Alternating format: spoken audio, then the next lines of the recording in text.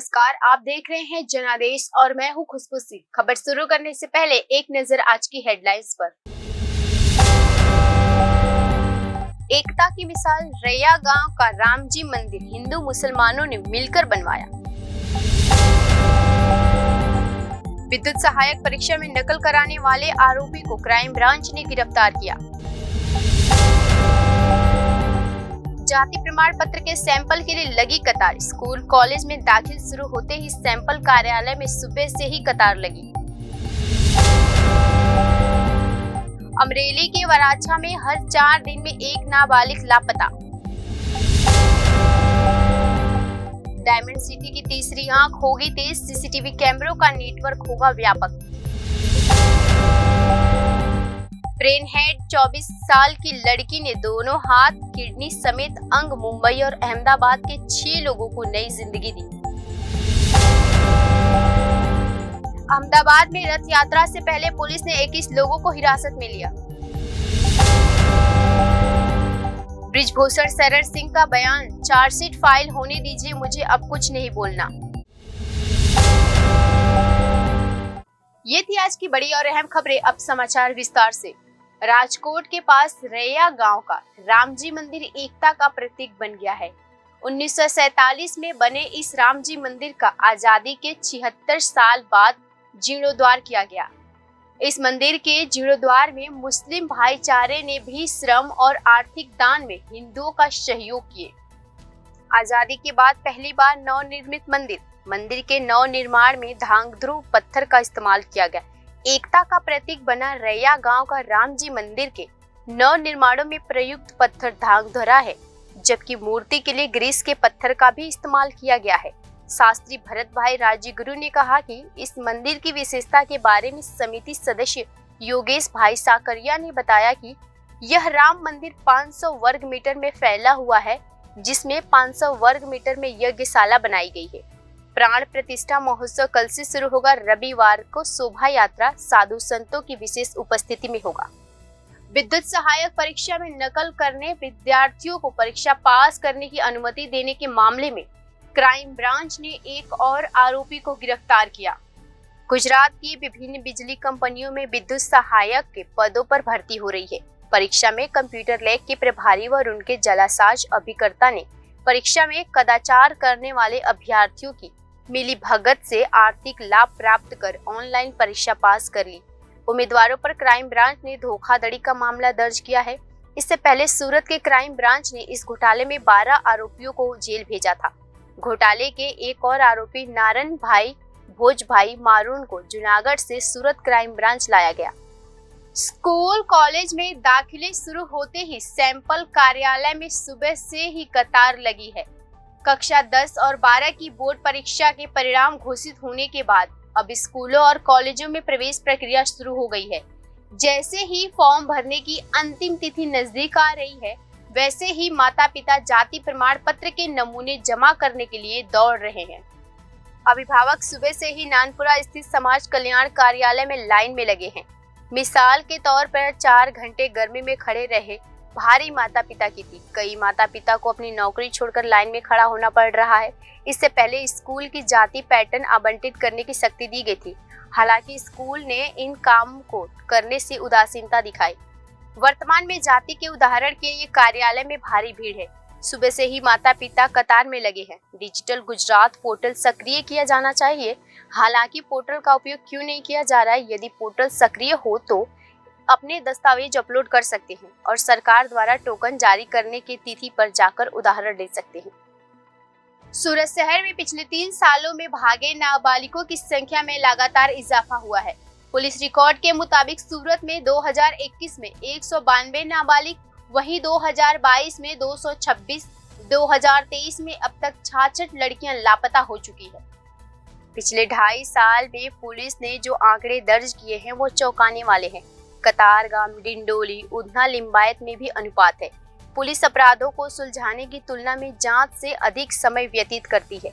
कुल 484 नाबालिगों में से 399 का पता लगा लिया गया है, वहीं 85 अभी भी शेष है, जिसके खिलाफ पुलिस ने 2021 में 177, 2022 में 188 और 2023 में 41 नाबालिग मिले।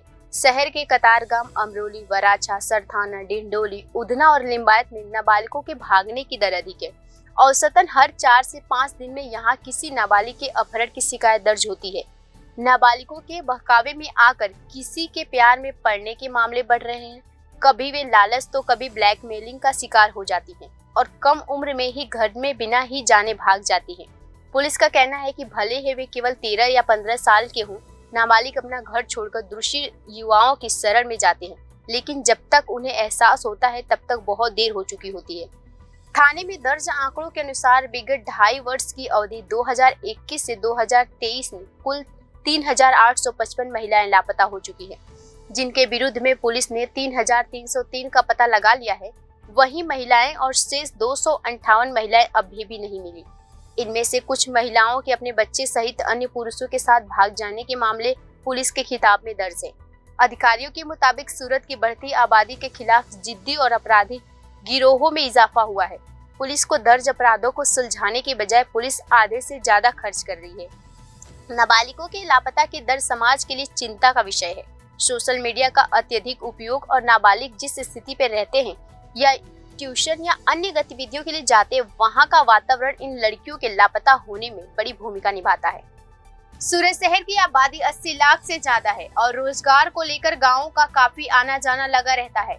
डायमंड सिटी की ऐसी हालत में सुरक्षित रखना बहुत जरूरी है, इसीलिए आज सीसीटीवी नेटवर्क का विस्तार किया जा रहा है। सूरत को डायमंड सिटी के नाम से जाना जाता है। शहर की आबादी भी करीब 80 लाख है। फिर सूरत शहर में रोजाना लाखों लोगों की आवाजाही होती है। उस समय सूरत को सुरक्षित रखने के लिए सूरत पुलिस द्वारा जन भागीदारी में शहर के विभिन्न स्थानों पर सीसीटीवी कैमरे लगाने का अभियान चलाया जा रहा है। पुलिस द्वारा जन भागीदारी में 15,920 कैमरे लगाए गए हैं। हालांकि सूरत में 2012 में लगभग 700 सीसीटीवी कैमरे लगाए गए थे और पुलिस कंट्रोल रूम से निगरानी की जाती थी। और अब शहर में जन भागीदारी से लगाए गए 15,920 नए सीसीटीवी कैमरे को भी पुलिस के सीसीटीवी लोकेशन ऐप से जोड़ा गया है। शांत और सुरक्षित शहर अभियान के तहत सूरत शहर में अपराधों की घटनाओं को रोकने और अपराधों का पता लगाने के लिए एक अभियान है। इस अभियान के तहत सूरत शहर के सेक्टर 1 और सेक्टर 2 के विभिन्न थाना क्षेत्रों में स्थित सोसाइटी, कारखानों, उद्योगों, कपड़ा बाजारों, शॉपिंग मॉल, दुकानों, पेट्रोल पंप, पार्किंग प्लॉट, शैक्षणिक संस्थाओं और बैंकों में सीसीटीवी कैमरे लगाए गए हैं। जोन 1 से 6 पुलिस के सहयोग से लगाया गया है। पुलिस द्वारा नाइट विजन सीसीटीवी कैमरे लगाने का अभियान चलाया गया है ताकि संगठन के ट्रस्टियों, व्यापारियों एवं विभिन्न संघों के साथ बैठक कर जनता की भागीदारी से सड़क का नजारा देखा जा सके। सूरत सिटी पुलिस की जन भागीदारी से सीसीटीवी कैमरे लगाने यह अभियान काफी सफल रहा। सूरत शहर के विभिन्न क्षेत्रों जैसे शॉपिंग मॉल, कपड़ा बाजार, बैंक, हीरा बाजार, शैक्षणिक स्थानों और पार्किंग प्लॉट में जन भागीदारी से 15,920 सीसीटीवी कैमरे लगाए गए हैं। वहीं आने वाले दिनों में 1,398 कैमरे लगाने का काम किया जाएगा। खास बात यह है कि ये सभी सीसीटीवी कैमरे सूरत सिटी पुलिस के सीसीटीवी लोकेशन ऐप के साथ इंटीग्रेटेड है। आने वाले दिनों में इन सभी कैमरों का इस्तेमाल पुलिस कानून व्यवस्था बनाए रखने के लिए करेगी। सूरत को दानवीरों की भूमि कहा जाता है, लेकिन अब यह अंगदाता शहर के रूप में भी जाना जाने लगा है। सूरत के घोडादरा की एक पट्टीबंधी लड़की के 2 हाथ, 2 गुर्दे और आंतों सहित अंग और लीवर दान किया गया। सूरत शहर यानी दानवीरों की धरती, यहाँ से दान की नदी अविरल बहती है। सूरत को अंगदाता के रूप में भी जाना जाने लगा है। सूरत ने कई लोगों को नया जीवन दान दिया है, कई परिजनों के जीवन में नई रोशनी डाली है।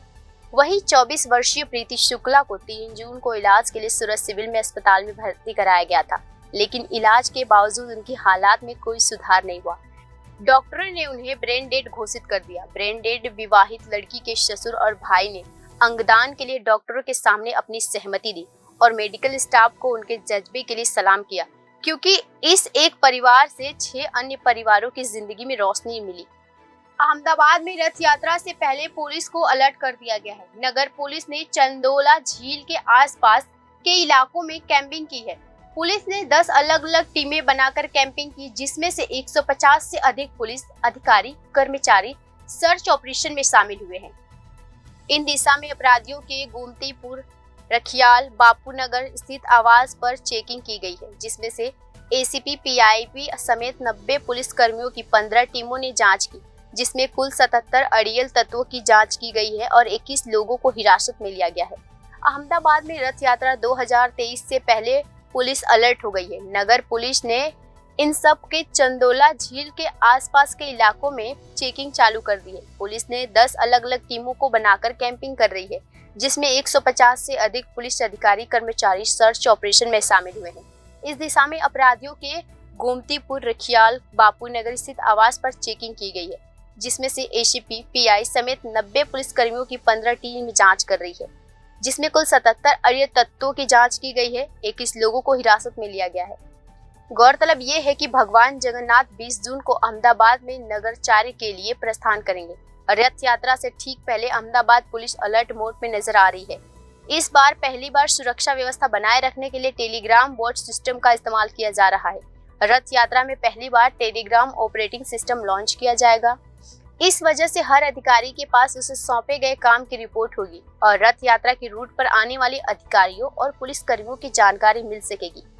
इसके अलावा आपातकालीन स्थिति में मार्ग के साथ प्रत्येक सेवा की संपर्क जानकारी प्राप्त होगी। ये सुविधा पुलिस के सेटलमेंट में मददगार होगा। कुश्ती संघ के अध्यक्ष बृजभूषण शरण सिंह के पहलवानों के आरोपों पर बयान दिया और कहा कि चार्जशीट फाइल होने दीजिए, मुझे अब इस मामले में कुछ नहीं कहना। बता दें कि आरोप लगाने वाली नाबालिग पहलवानों ने एफआईआर वापस ले लिया है। आरोपों पर भारतीय कुश्ती संघ के अध्यक्ष बृजभूषण शरण सिंह ने कहा कि सारे मामले कोर्ट के सामने हैं। सरकार ने आश्वासन भी दिया है कि 15 जून तक चार्जशीट फाइल कर दिया जाएगा। चार्जशीट फाइल होने दीजिए, मुझे नहीं लगता मुझे अब कुछ कहना चाहिए। बृजभूषण शरण सिंह के खिलाफ महिला पहलवानों के आरोपों की जांच कर रही दिल्ली पुलिस की एसआईटी ने करीब 208 लोगों के बयान दर्ज किए हैं। सूत्रों के मुताबिक बयान में बृजभूषण के सहकर्मी, रिश्तेदार व परिवार वालों ने उनके व्यवहार और बर्ताव के बारे में पूछा। बता दें कि पहलवानों ने बृजभूषण शरण सिंह पर यौन शोषण के आरोप लगाए हैं, जिससे 7 शिकायतकर्ताओं एक नाबालिग पहलवानों ने पोस्को एक्ट में बृजभूषण के खिलाफ शिकायत दर्ज की है, जिसमें उसने कहा था कि बृजभूषण गलत तरीके से टच करता है। बाद में पीड़िता ने एफआईआर वापस ले लिया है और उसके माता पिता का कहना है कि उनके गुस्से में ऐसा किया। अब पीड़िता ने इस बयान में बदलाव करते हुए कुश्ती के पूर्व अध्यक्ष पर भेदभाव का आरोप भी लगाया है। गोंडा जाकर एसआईटी ने एफआईआर में दर्ज टाइमलाइन को समझाने की कोशिश की है। इसके अलावा 2 बार दिल्ली पुलिस ने बृजभूषण के दिल्ली आवास पर जाकर जांच की, क्योंकि दिल्ली में जंतर मंतर के पास मौजूदा उनके आवास पर विनेश ने छेड़खानी का आरोप लगाया था। साल 2016-17 की सीसीटीवी फुटेज निकालने की कोशिश की गई, लेकिन पुरानी फुटेज का बैकअप पुलिस को अब तक नहीं मिला। दिल्ली पुलिस दोनों ही मामलों में इस हफ्ते में कोई कोर्ट में स्टेट रिपोर्ट दाखिल कर देगी।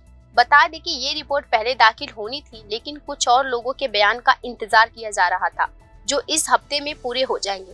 केंद्रीय मंत्री नारायण राणे के बेटे नीलेश राणे ने एनसीपी चीफ शरद पवार को औरंगजेब का पुनर्जन्म बता दिया है।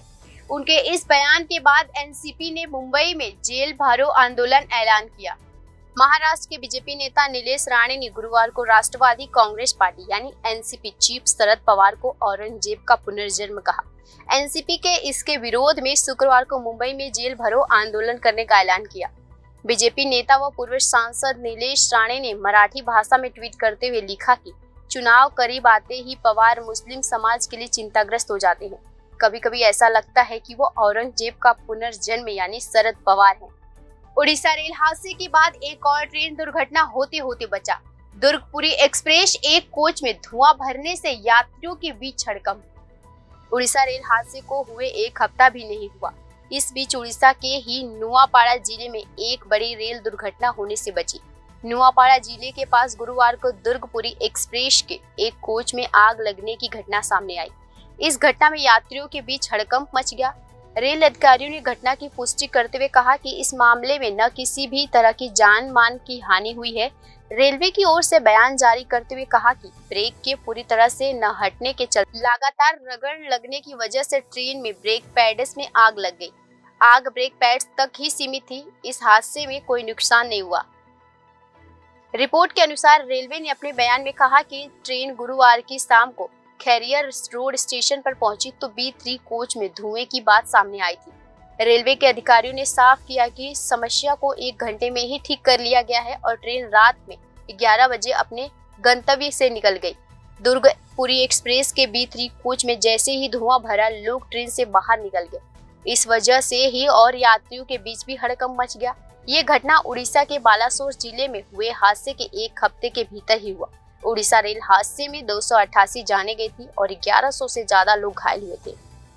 फिलहाल के लिए इतना ही। खबरों में बने रहने के लिए देखते रहिए जन आदेश।